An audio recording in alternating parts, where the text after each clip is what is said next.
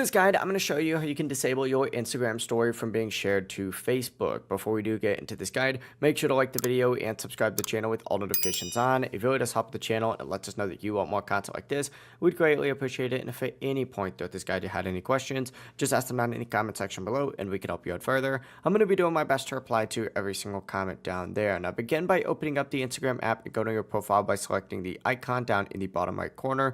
From here, tap the three lines up in the top right and go ahead and find your settings in this section, and then essentially just scroll down until you can see who can see your content on here. You need to find this cross-posting option on here. Select this, and essentially once you select this, you need to find your Facebook account on here. Choose it by selecting Accounts Center, and then it's going to redirect you to a page that looks like this.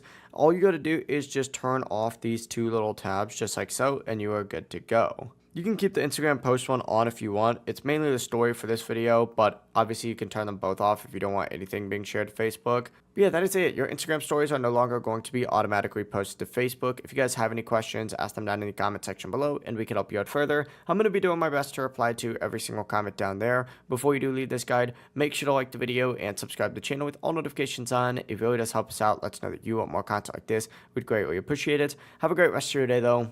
Peace.